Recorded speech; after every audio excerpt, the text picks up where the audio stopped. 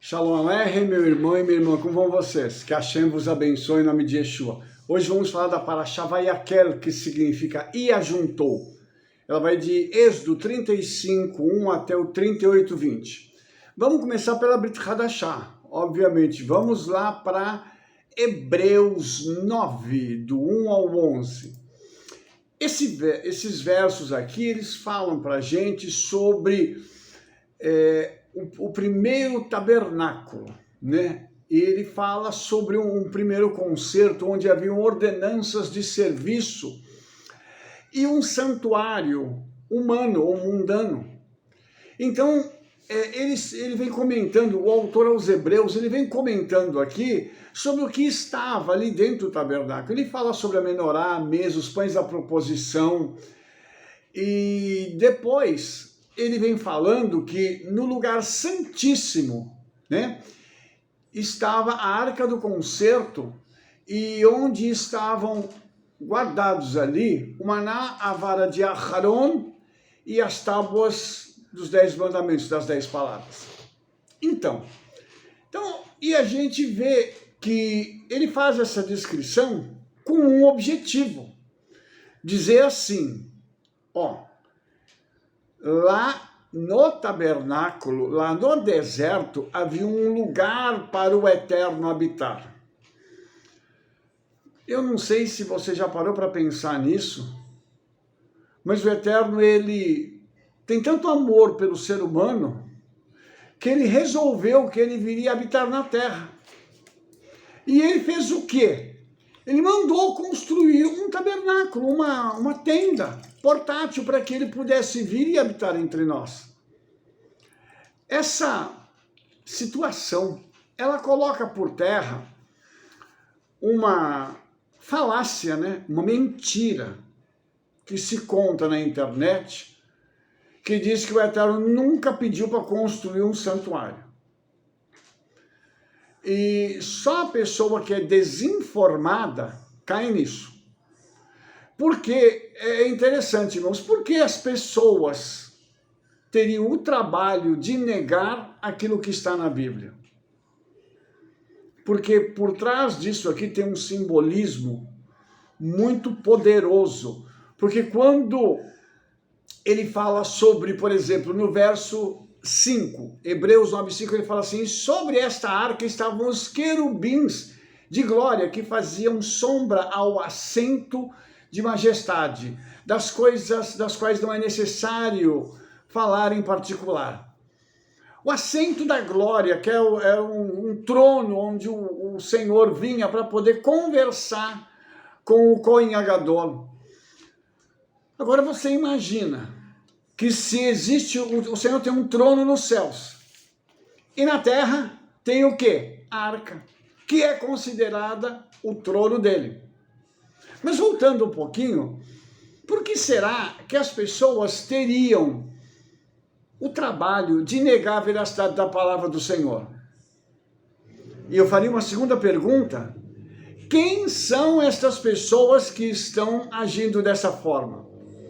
Então, quando nós começamos a descobrir que existem pessoas que se permitem ser a boca de Satanás para negar o que está escrito, para que nós não descubramos que o tabernáculo representa a nossa vida e que a arca é como se fosse a nossa cabeça, onde o Senhor vem com a glória dele para ali falar conosco, porque nós ouvimos o Senhor falando conosco. Obviamente, certamente você que está me assistindo já teve experiências em que o Espírito Santo falou com você. Tá? Então, essas coisas, elas ficam muito claras aqui nesse texto, mostrando que, figurativamente, o autor aos Hebreus estava nos mostrando o seguinte, o Senhor resolveu que ele queria estar conosco, com o seu povo. É mais ou menos assim. Sabe quando um pai resolve mudar para as imediações da casa dos filhos? É justamente isso que está acontecendo aqui. Quando nós temos o tabernáculo lá no deserto, e aqui o autor aos Hebreus destrinchando o assunto, ele vem falar para a gente o seguinte: olha, lá no deserto tinha um local apropriado para isso, onde o povo estava todo reunido ali. Eu quero enfatizar isso para você poder entender que lá tinha que ter um local, assim como depois nós vamos ler na Haftará, a construção do templo. Tinha um local onde o povo afluía para que eles pudessem prestar um serviço ao Eterno. Hoje existem muitos lugares. E hoje o Senhor também vem morar dentro de mim e de você através do Ruach HaKodesh, que é o Espírito Santo. Então, quando se fala sobre a arca e sobre aquilo que estava ali, e chama ela de assento da glória, isso é uma coisa muito, muito tremenda. Porque mostra pra gente o seguinte, fala, puxa vida, então o Senhor realmente resolveu que ele se assentaria no meio do seu povo, como se fosse um rei, e o povo ao seu redor, as tribos reunidas, o povo tendo o seu dia a dia e ele assentado contemplando o seu povo. É algo maravilhoso, irmãos. É algo lindo. E é algo para que nós possamos parar para raciocinar no desejo que o Senhor tem de estar com os seus. E aqui, eu estou falando de um povo que estava em carne e osso, assim como nós. Porque hoje o Senhor está rodeado, ele sempre esteve, mas eu colocando isso para os nossos dias, ele está rodeado de seres celestiais poderosos, lindos, inteligentes, gloriosos, poderosos. Mas eu vou te contar uma coisa. Ele prefere a minha companhia e a tua a deles. Porque com eles foram criados por ele e cumprem o propósito da criação deles, que é fazer as coisas para as quais o Senhor os criou. Nós não. Nós, depois que recebemos Yeshua, nós não somos obrigados a fazer isso. Fazemos por amor. Nós, então, vamos para a presença do Senhor, seja dentro do escritório, como o meu aqui, ou numa igreja, numa congregação, numa sinagoga. Nós vamos para lá, levantamos as nossas mãos, oramos, bendizemos ao nome do Senhor, não porque existe uma imposição, e não porque nós somos obrigados a tal, mas porque é um anseio dentro do nosso coração de agir daquela forma. Você já parou para pensar que o Kohen Gadol, ele entrava lá para cumprir o serviço do Eterno? E eu queria dizer uma coisa para você, não existe a palavra culto na Bíblia, tá? Existe a palavra serviço. Porque nós não vamos para cultuar alguém, nós vamos para servir, tá? Então nós estamos ali para, através das nossas orações, do nosso louvor, da palavra que é ministrada, da obediência aos mandamentos, estamos obedecendo às Escrituras e servindo ao Senhor. Nós não estamos lá assim como bonecos, automaticamente repetindo algo que para nós depois não vai fazer nenhum sentido e não vai trazer benefício para a nossa vida. E muito menos para o Senhor. Ele não precisa disso. Ele deseja que nós possamos obedecê-lo. E a obediência é o serviço. Então, o Criador, ele deseja, ele anseia fazer isso para que eu e você possamos estar conectados a ele. Ele faz o quê? Ele enche o meu coração e o seu desse desejo, dessa coisa gostosa da gente poder dizer assim, eu vou servir ao Senhor, porque eu quero ir para tal lugar agora, eu quero poder consagrar alguma coisa para Ele, eu quero agora guardar Shabat, eu quero comer kasher, eu quero colocar o meu talit, meu kippah, eu quero colocar um tefilim, quero fazer as minhas orações. Não porque alguém chegou e disse assim, você tem de fazer isso. Não.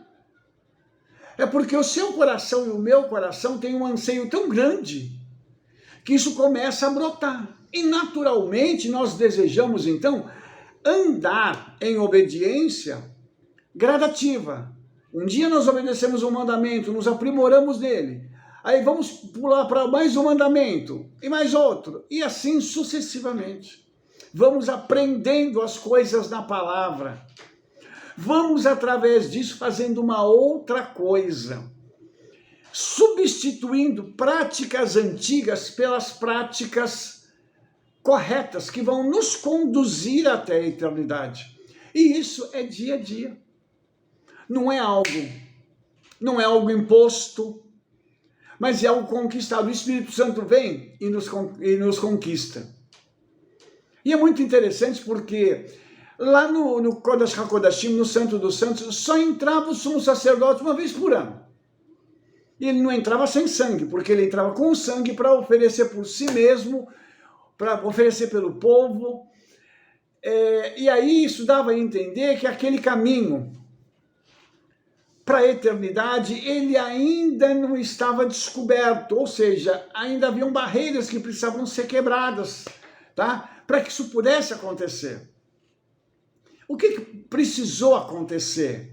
Aí precisou vir Yeshua, para através da morte e ressurreição dele, o véu se rasgar, de alto a baixo. E quando a gente fala de véu, irmãos, não é aquele voal fininho, era uma coisa grossa, difícil de se mexer nela, de se abrir, precisava de vários homens para poder abrir aquele lugar. Mas ele se rasgou de cima para baixo. Por quê? Porque algo sobrenatural aconteceu e houve um rompimento no reino espiritual. Entendeu? Então, quando nós consideramos que a obra de Yeshua foi abrir de novo esse caminho, para que eu e você pudéssemos ter acesso ao Santo dos Santos, isso é algo extraordinário. Mas isso é para que eu e você possamos nos empenhar para chegar lá. E você já parou para pensar que existe um caminho para lá? E que nós precisamos ser aperfeiçoados na obediência para podermos trilhar esse caminho e entrar no Santo dos Santos e desfrutar da presença do Senhor? Então tudo isso está conectado, irmãos, com aquilo que a Paraxá quer nos ensinar esta semana. O escritor aos Hebreus, ele fala sobre isso.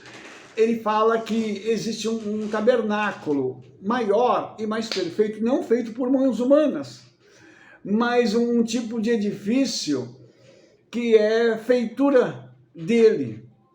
Então, olha que interessante, para entrar lá, não precisa de sangue de bode, de cordeiro, de bezerro, mas ele entrou. Para que ele pudesse, então, abrir o caminho para mim e para você. E agora? O caminho está aberto. Quantas pessoas querem entrar? Fica a pergunta. E sabe de uma coisa? O Senhor, ele precisou fazer isso comigo e com você para que a gente pudesse, então, ter acesso a esse lugar. Mas não é só o acesso.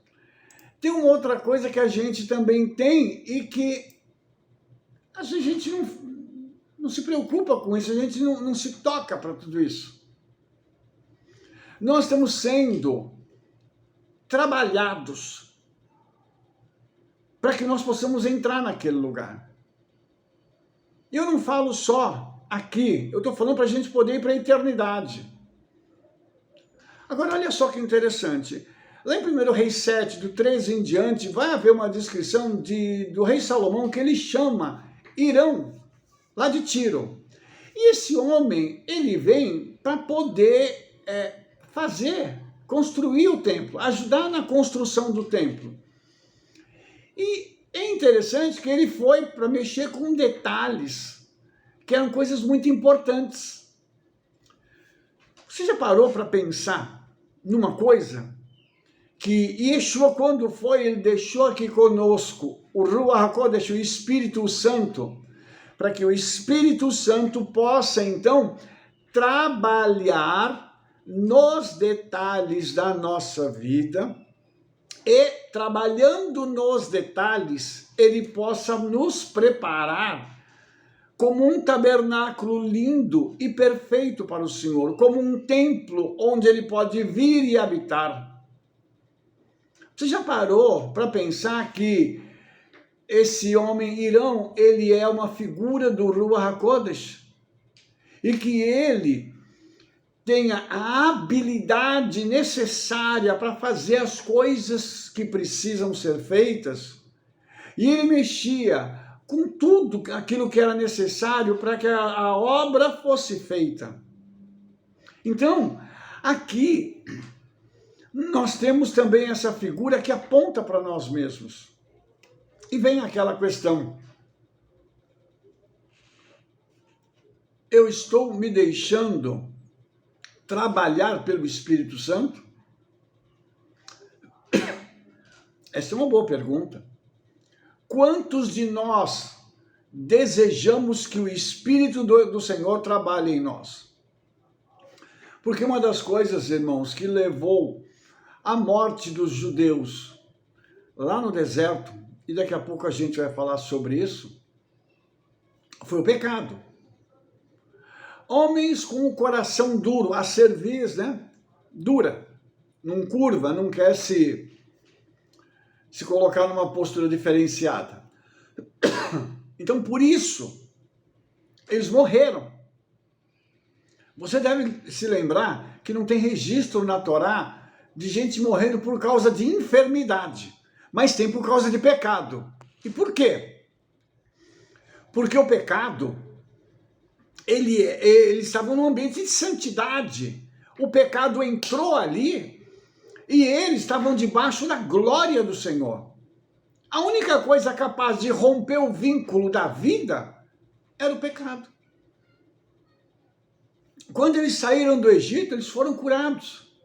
Não tinha enfermidade ali. Aí nós vamos para uma outra questão. Se você parou para imaginar que aquilo é uma figura, o deserto é uma figura pálida, obviamente, mas da eternidade. Ali não tinha enfermidade, não tinha dor. Ali eles tinham alguns percalços, mas o Senhor estava ali para poder resolver tudo. Quando eles adotassem a postura correta. Na nossa caminhada, irmãos, nós temos esses mesmos problemas. Nós estamos a caminho da eternidade aqui. Será que nós estamos tendo a postura correta? Será que nós estamos agradecendo ao Senhor todo dia, crendo nos milagres que acontecerão?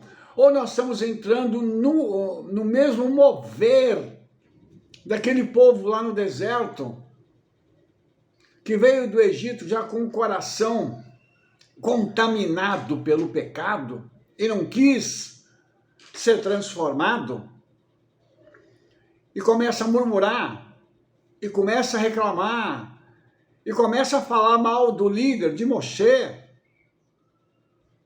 Quanta gente fazendo isso hoje.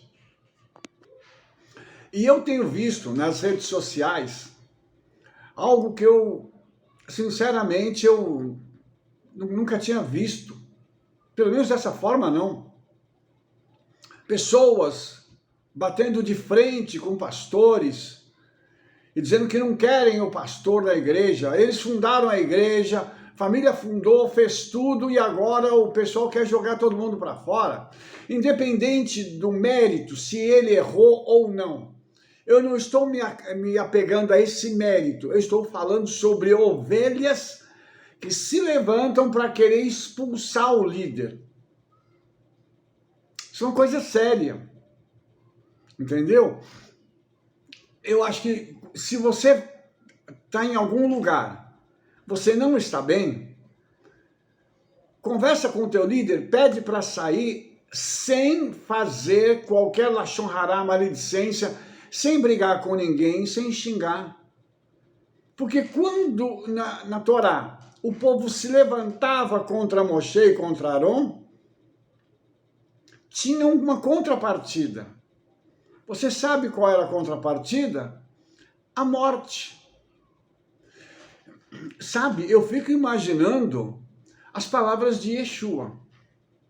Yeshua diz assim, o escândalo vai vir, com certeza. Mas ai daquele por quem vier o escândalo. E aí eu fico pensando, não só no pastor, mas eu fico pensando naquelas ovelhas que foram para as redes sociais para xingar, para falar, para fazer bagunça dentro da casa do Senhor. Eu vi pessoas gritando, xingando e mandando o pastor sair. Xingando é modo de dizer, né? Falando palavras duras e mandando o pastor sair dali. Como se elas fossem as donas da igreja. Nós estamos no fim, irmãos. Realmente nós estamos no fim.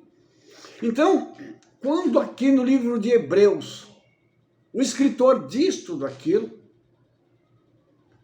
ele está falando que vai haver um aperfeiçoamento nosso. E quando nós pegamos a Haftará, que vem Irão para poder trabalhar no templo, é uma figura de alguém que é o Espírito Santo que vai vir no nosso interior para nos transformar. Agora, para que fazer todo esse escândalo como foi no deserto? Isso ficou documentado para mostrar para gerações posteriores que o exemplo negativo está ali para não ser seguido. Poxa, será que dá para a gente compreender um negócio desse? Então, a gente fica perguntando, puxa vida, mas o Espírito Santo então não está podendo trabalhar na vida dessas pessoas? Obviamente que não. Porque elas estão ouvindo uma outra voz. A voz que está entrando não é a do Espírito Santo. É uma outra voz. E você percebe que aqui na palavra, estão as ordenanças, tudo para se fazer o templo e o tabernáculo.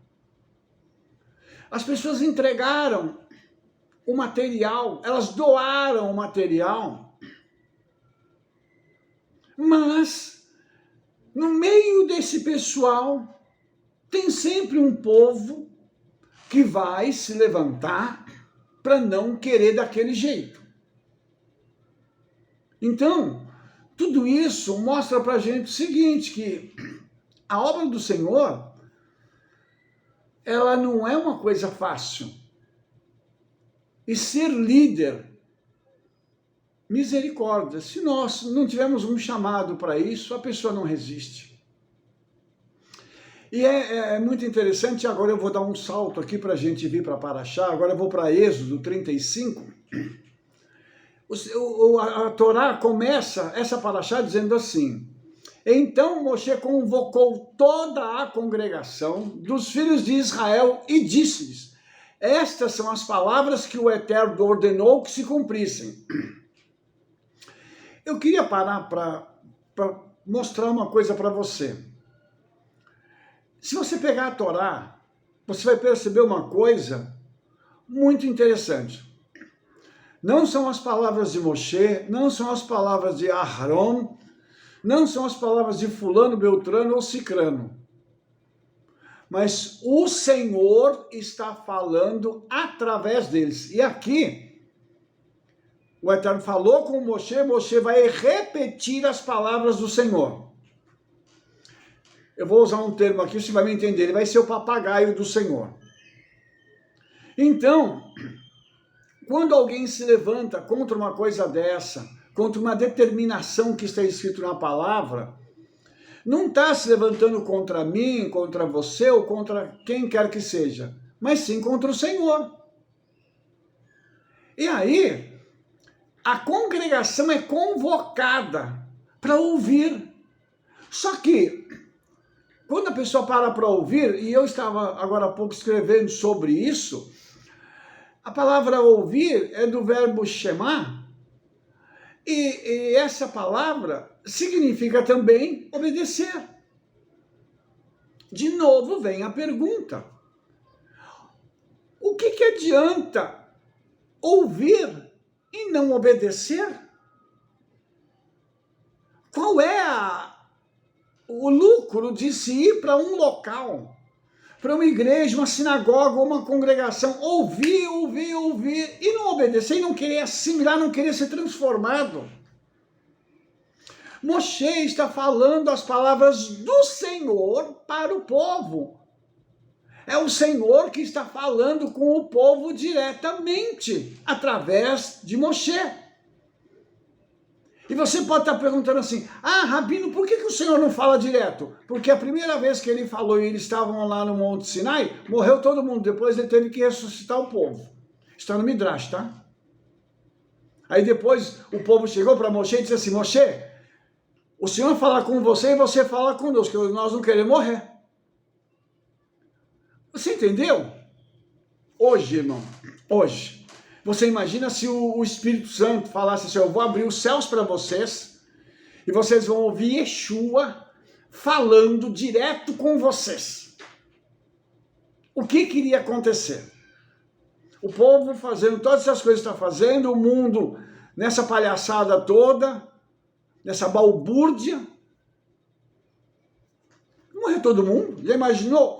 O Criador dos céus e da terra, o Rei dos Reis, ele assentado no trono e começando a falar, e nós ouvirmos aqui aquela voz. Nós nunca ouvimos uma voz dessa, literalmente. Ela vem filtrada. Quando o salmista diz que a voz do Senhor é poderosa, e ele compara ela com uma série de coisas grandiosas, é porque ele está querendo dizer o seguinte: eu vou filtrar para vocês. Porque nós que somos seres humanos, nós não conseguimos ouvir essa voz, porque ela nos mataria. Aqui o Senhor está fazendo a mesma coisa. Hoje, no século XXI, nós não temos condições de ouvir a voz do Senhor diretamente. Nós temos que ouvir através do filtro chamado Espírito Santo. E mesmo assim, ele tem que falar com a gente devagarinho. Porque não aguenta. Já imaginou se o Espírito Santo materializar? Suponhamos que ele materialize no formato de um homem e comece a falar comigo e com você como ele realmente é, com o poder que ele tem. O que você acha que vai acontecer? Então, é por isso que eu estou falando para você que quando a gente pega os mandamentos, nós estamos sendo preparados para algo maior, para que nós possamos ouvir e obedecer. E aqui em Êxodo 35 vai começar com o quê? Com o Shabat. O Shabat, que o povo fala tão mal do Shabat, diz que o Shabat foi abolido, diz que colocaram outra coisa no lugar do Shabat, diz que agora não precisa cumprir Shabat, não sei o que tem. E isso, quando se trata de líderes, eu fico muito impressionado. E ao mesmo tempo não. Porque nós não fomos... o povo do Senhor não foi ensinado a pensar. Nós não, porque eu tenho tido uma conduta diferente a esse respeito. O povo do Senhor não foi ensinado a pensar. E nem os líderes. É aquela educação em que tem um pacote, joga na cabeça do indivíduo e aquilo ali. Sai tudo igualzinho. A pessoa não é levada a raciocinar. Aqui se está dizendo que é para poder guardar o Shabat.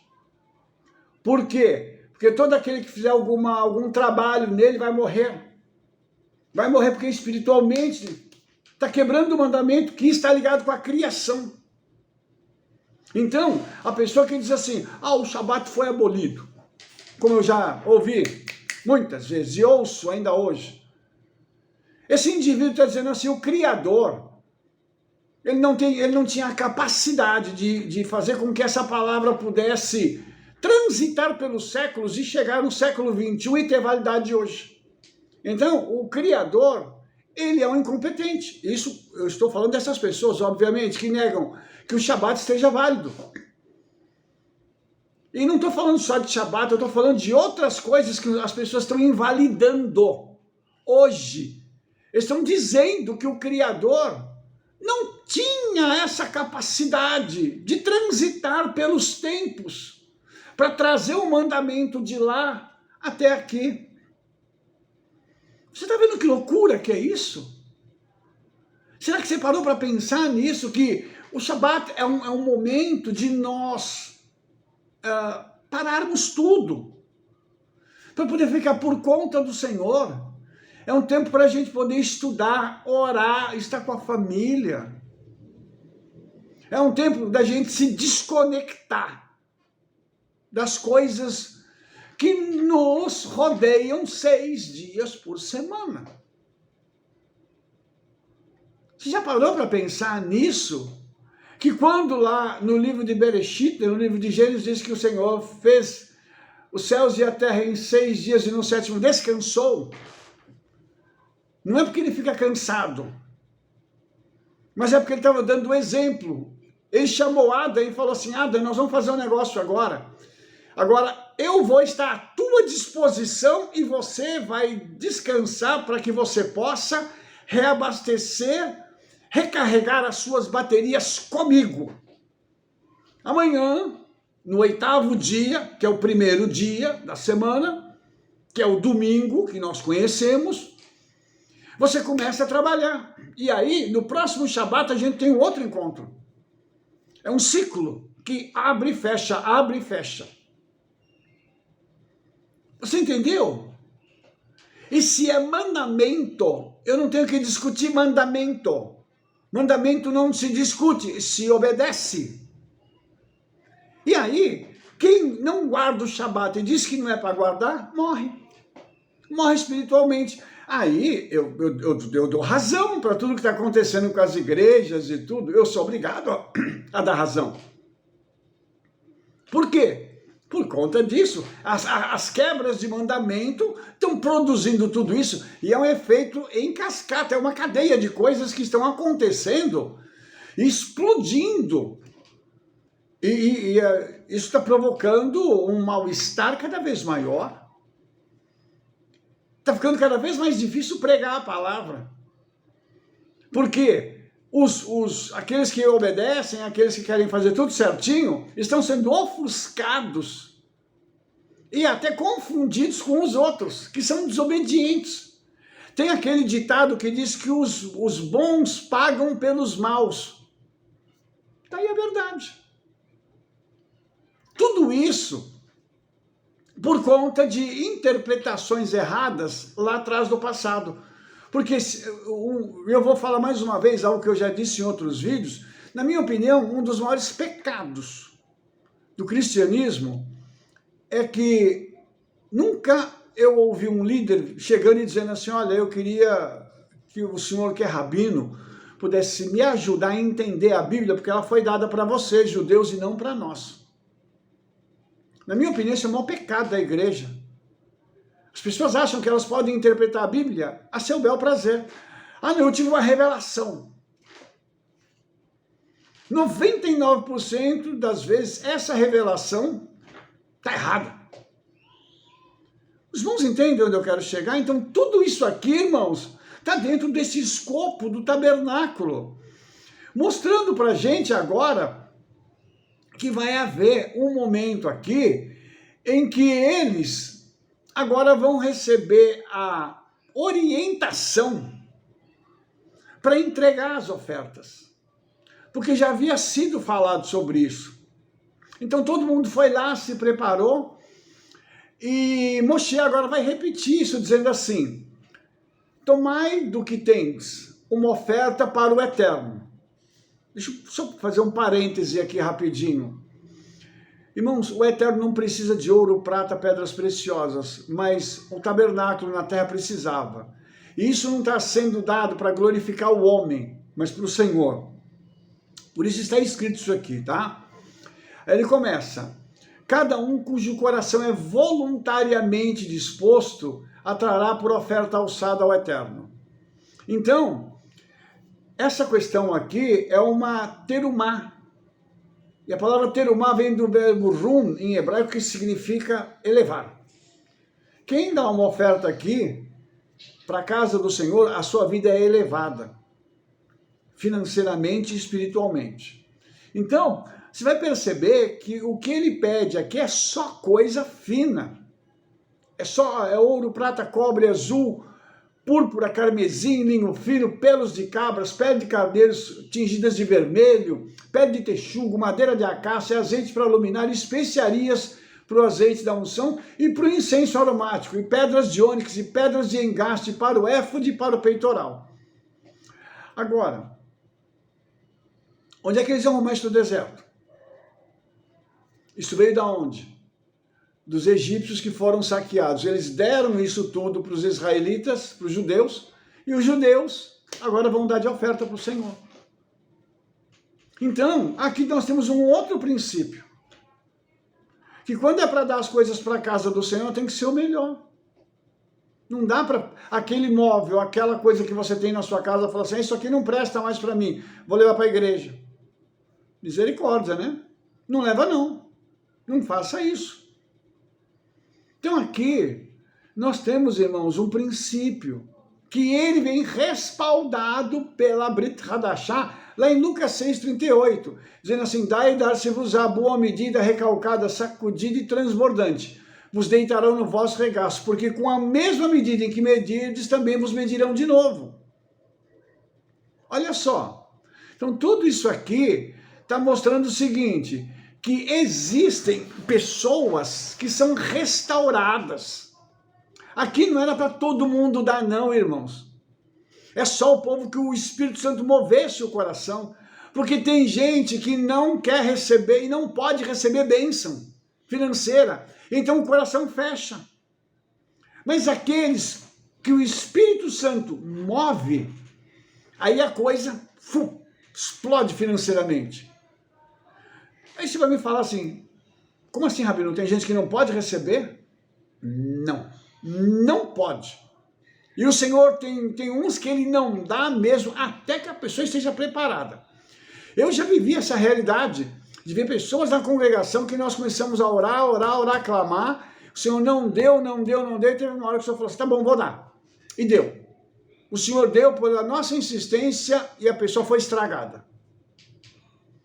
Chegou um momento e falou assim: eu não preciso mais nem da congregação, nem do Senhor, eu vou viver minha vida. Pegou as coisas e foi embora, achou que já estava na hora, com um pouquinho que recebeu. Não ficou rico, não. Mas você entende que existem situações nas quais nós temos visto que pessoas não estão prontas para isso.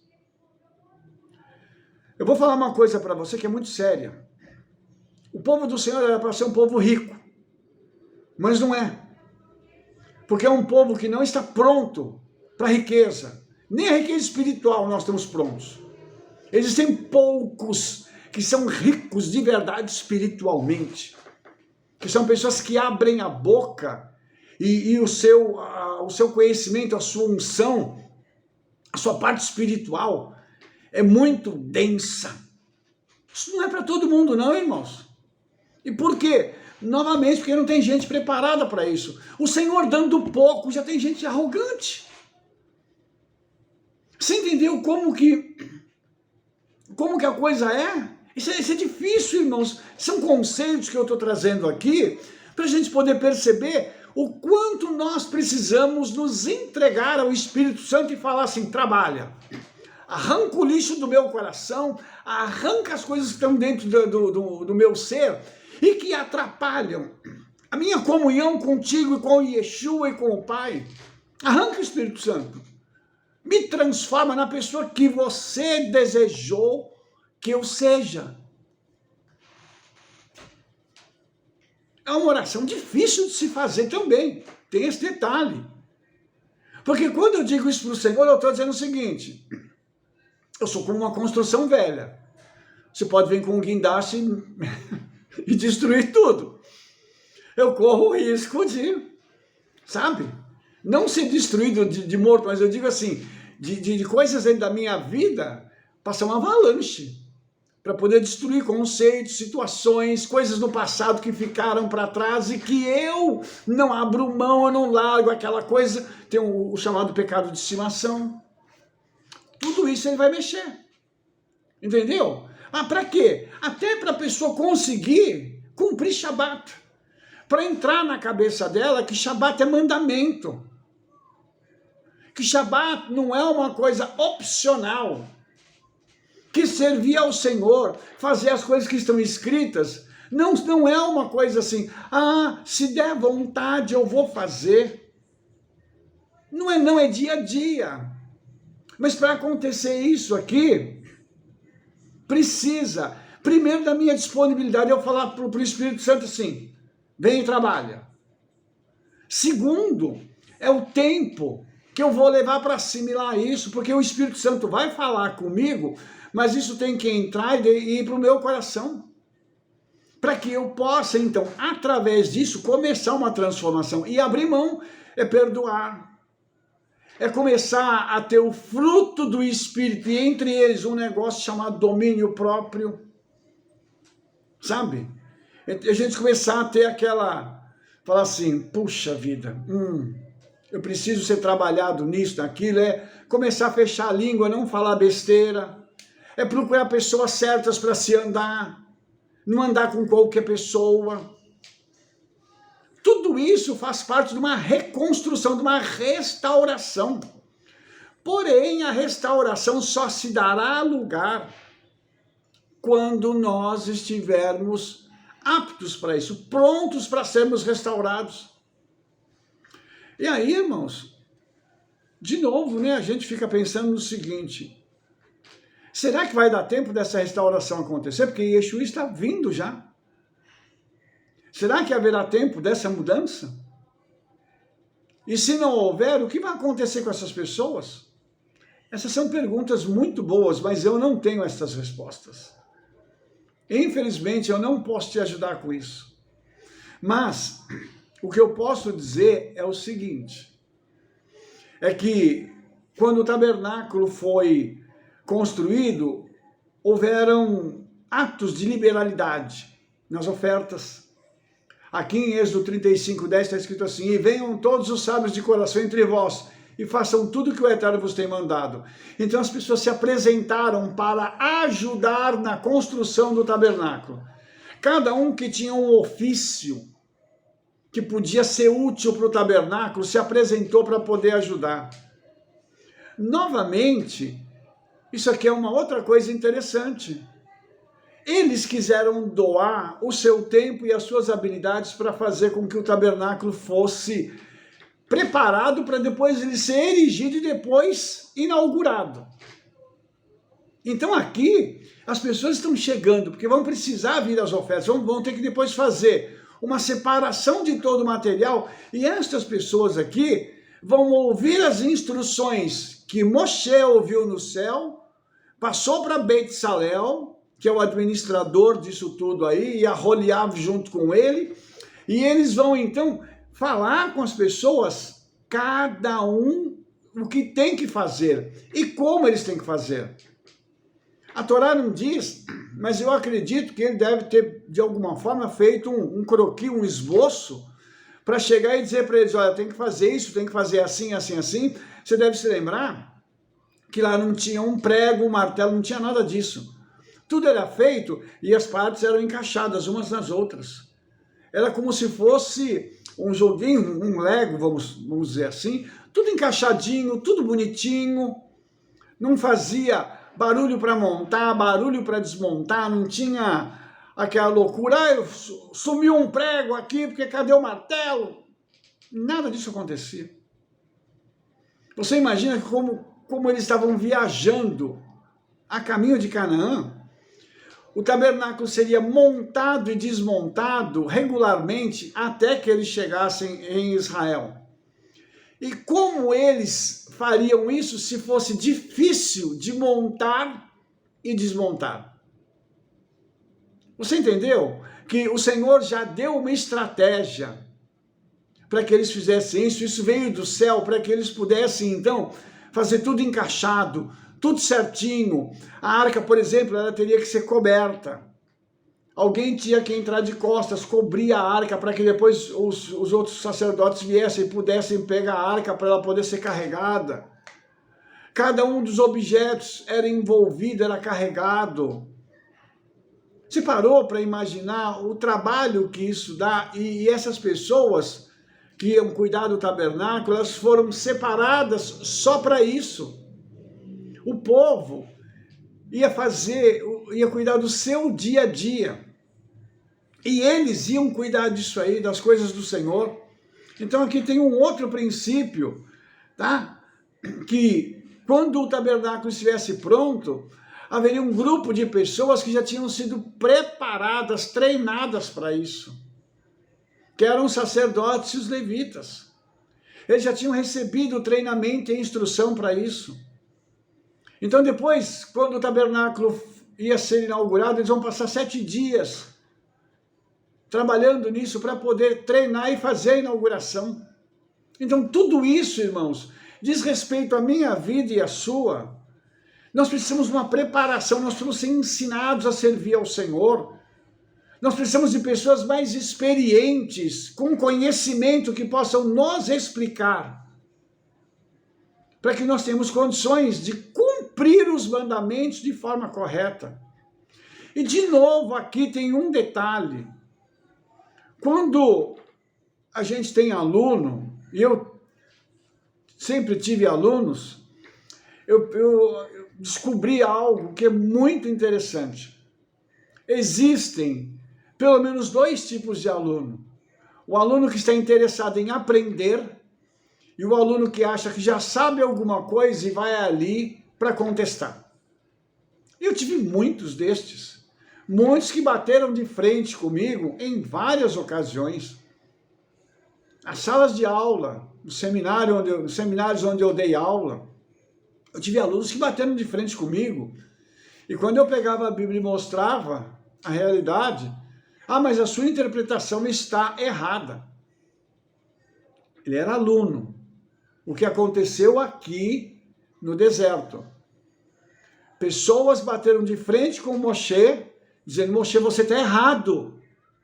A minha interpretação é que está certa. Eu vim aqui para exigir as coisas. Você lembra quando não tinha água? O povo foi exigir água. Aí estavam querendo comer carne. Aí depois quiseram comer outra coisa, o Senhor mandou maná, mas era tudo nessa base.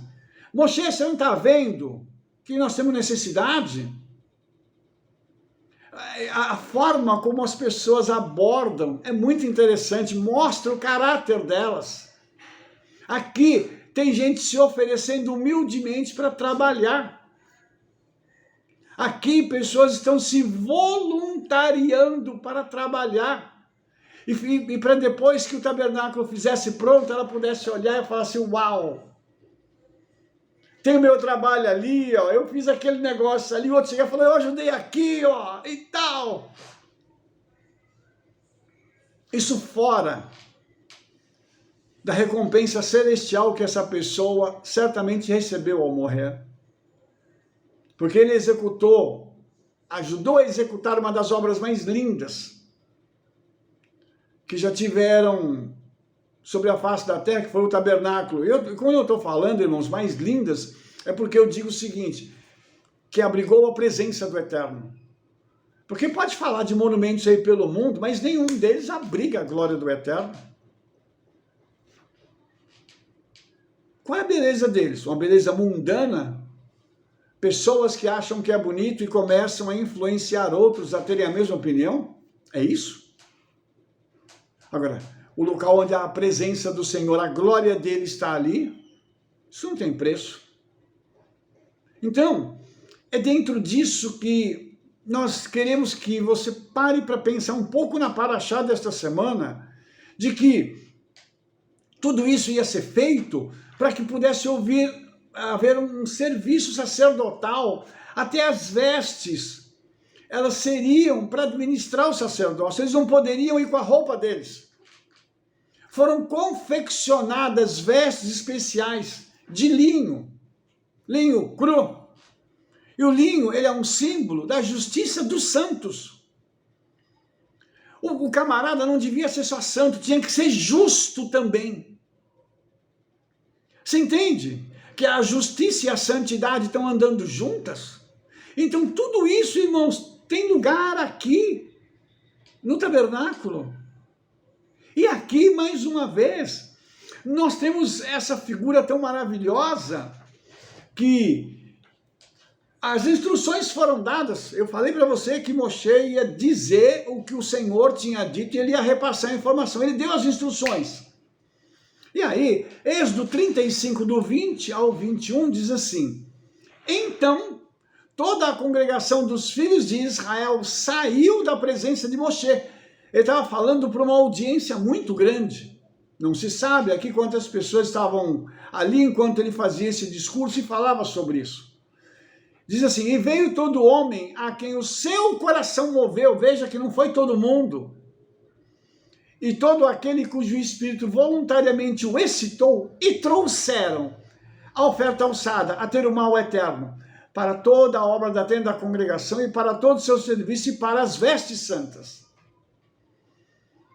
Puxa vida, mais uma vez, nós temos aqui pessoas que estavam ali ouvindo as palavras de Moshe, o seu coração queimava, dizendo assim: eu já sei o que eu tenho em casa, eu posso dar. Eu já sei que eu vou pegar aquilo que eu nunca usei, porque eu estou no deserto, a pessoa nunca usou aquela coisa. Eu vou pegar tudo aquilo e vou entregar para construir o Mishkan, tabernáculo. E vai ser maravilhoso a gente parar para ver. Existem situações em que hoje se fala para dar uma oferta, as pessoas se fecham totalmente. Hoje, depois de tantos escândalos, fica difícil se falar sobre dinheiro. Depois de tanta coisa ter acontecido e ainda estar acontecendo, é difícil falar de dinheiro. Porque nós vimos coisas assim que extrapolam o bom senso. Eu aqui queria reiterar uma coisa que eu já falei. Eu não discordo de pastores serem ricos, pelo contrário. Eu acho que devem ser. Porém, eles devem se preparar para ser ricos, para poderem administrar a riqueza da forma correta. E outra coisa, eu sei que existem ministérios que começaram do nada, há 20, 30, 40 anos atrás. Eu sei de muitos pastores que lutaram até eles chegarem onde eles estão hoje. Então, eu não tenho uma crítica para fazer, mas eu tenho uma observação a fazer. Parece que alguns se perderam nessa caminhada. E parece que alguns permitiram que houvesse um sentimento no seu coração diferenciado da humildade do serviço. Se tem muito dinheiro, vamos ajudar os outros, vamos dividir com os outros, vamos abençoar a vida dos outros. Eu estava conversando com os irmãos da congregação e dizendo o seguinte: eu hoje moro na minha casa com minha esposa e tenho um carro. Se eu morasse numa outra casa hoje e tivesse 5 carros, eu tivesse merecimento para isso, ia ser ótimo. Mas eu ia ter uma dificuldade. Como é que eu ia fazer para dirigir 5 carros se eu consigo só dirigir um por vez? Novamente, aqui não é uma crítica, é uma observação. Eu fico pensando que às vezes é um exagero e que a gente precisa pensar nisso aqui. Pensar porque o povo, quando vai dar, o povo dá com o coração. Existem pessoas que se doam e elas vão, às vezes, além dos seus limites para poderem doar. E algumas dessas coisas aconteceram aqui na Torá. Então o líder, quando ele recebe isso, ele precisa parar e pensar e dizer assim: puxa vida, Eu preciso interceder por essas pessoas. Eu preciso pagar um preço por essas pessoas, porque eles fizeram o melhor para a casa do Senhor. E eu estou desfrutando disso. Então nós precisamos parar para pensar nisso. Porque quando a pessoa vai dar uma oferta, segundo a tradição judaica, existem 8 níveis de oferta. Tá? Eu não vou falar dos 8, mas eu queria só fazer uma observação que o 8, ele é o número do sobrenatural. Então, quando a pessoa dá uma oferta, ela está rompendo a barreira do sobrenatural com o natural. E ela está fazendo com que o sobrenatural invada o natural. Então, isso é uma coisa que também precisa ser dita e precisa ser ensinada. E aqui, quando alguém dá uma oferta e a pessoa fortalece a vida de alguém, para ajudar a vida dessa pessoa, esse é o nível mais alto de oferta que se tem para dar. Ou seja, uma igreja, uma congregação, uma sinagoga, ou quando a oferta é dada para alguém, tá? Você já fez sua obrigação, você deu seu dízimo, suas ofertas e tal, e você ainda tem um dinheiro e você fica sabendo que alguém precisa de socorro financeiro. Você vai lá e ajuda essa pessoa. Esse é o nível mais alto de oferta que tem. Sem querer nada em troca, sem se identificar nada, simplesmente chega e oferta para a pessoa. Até encontrando, às vezes, um emprego, ajudando essa pessoa a trabalhar, às vezes, ajudando ela no negócio dela, dando uma oferta para injetar dinheiro no negócio dela. Isso aí traz um boom financeiro na vida do ofertante, não de quem recebeu, mas de quem está dando a oferta, que é um negócio sobrenatural. Então, você está me ouvindo, você deve estar falando assim, Rabino, mas ajudar alguém numa empresa? Queira o Senhor que nós tenhamos condições de ajudar a gente em empresa. A empresa está quebrando, vamos lá então dar 100 mil para o irmão? Hoje a gente não tem condição, mas espero que em nome de Yeshua rápido nós possamos ter, para poder fazer isso e ajudar. Não pensando em contrapartida, mas pensando em fortalecer a vida de alguém, porque aquela pessoa vai dar testemunho. E o testemunho dela vai atingir outras pessoas que nós não atingiríamos. Pare para pensar nisso, pare para pensar que quando alguém faz o bem para uma pessoa, isso vai ter uma repercussão, não só na vida da pessoa, mas na família, com os amigos. Então, tudo isso, irmãos, está ligado a um princípio que a Brit Hadashah e a Torá estão trazendo para mim e para você, de sermos trabalhados internamente, para a gente poder fazer essas coisas acontecerem. Porque se eu não for lapidado de dentro para fora, isso não vai acontecer. Porque o homem natural, ele não quer isso. O homem natural, ele não quer ajudar os outros. O homem natural, ele quer para si. Aí ele quer ter muito carro, aí ele quer ter uma casa muito bonita, aí ele quer viajar, aí ele quer ir para a Europa, para os Estados Unidos, fazer compra e blá blá. Ele quer ter um barco, depois ele quer ter um iate, quer ter uma casa na praia. Por quê? Porque isso é natural de pessoas que são egoístas, que pensam em si. Porque, novamente, vem a pergunta, irmãos. Eu conheço gente que tem 10, 12, 15 casas. Ah, mas eles fizeram um patrimônio. Ok. Mas esse patrimônio está glorificando o nome do Senhor? Porque o objetivo final é esse. Se não cumprir a regra de trazer um peso, trazer um direcionamento para o Senhor, se aquilo não apontar para o Senhor, pode ter 1000 casas, vai ter uma renda absurda. E aquela renda vai servir para quê? Só para enriquecer a pessoa? Se alguém estiver precisando de uma casa, aquela pessoa vai ter a coragem de falar assim, não, eu tenho uma casa que está em tal lugar, você vai lá, mora o tempo que você precisar, até você se recuperar, se levantar financeiramente. Aí você pode estar pensando assim, Rabino, mas tem gente que aproveita. Tem. Mas se eu for pensar em quem é aproveitador, não vou fazer nada para ninguém e não vou cumprir o mandamento. Você entendeu que o objetivo é cumprir mandamento? Em Hebreus está falando sobre isso, Hebreus 9 está lá dizendo que eu preciso ser lapidado. Tem um tabernáculo humano que precisa ser trabalhado, para que esse tabernáculo humano possa trazer um resultado na terra. Mas esse resultado tem que ter conexão com o céu. E é isso que nós vamos fazer. Por isso é tão importante a gente entender Torá com Brit Hadashah. A gente entender que quando os profetas estão ali intermediando a questão, isso está sendo algo figurativo, apontando, nesse caso de Irão, para mim e para você, uma pessoa especialista em trabalhar para que o templo possa ser construído, que é o Espírito Santo. Imagine isso. Então, eu quero terminar esse vídeo deixando essa palavra para você. Nós estamos precisando ser trabalhado na direção correta, na direção da gente poder se doar e, ao mesmo tempo, se preparar para aquilo que virá. Porque o Mashiach está para vir nos buscar e Yeshua está aí, ó, para levar a mim e a você embora. Tem gente que não acredita que o arrebatamento vai acontecer. Sinto muito, vai ser uma decepção para você. Mas ele vai acontecer, porque o Senhor disse que vai fazer, e tudo o que ele disse que iria acontecer, está acontecendo, já aconteceu e acontecerá. Então, prepare-se, permita-se ser trabalhado pelo Espírito Santo. Tem algum problema, tem pecado, arrepende, pede perdão, e diz: Espírito Santo, trabalha, não me deixa pecar mais.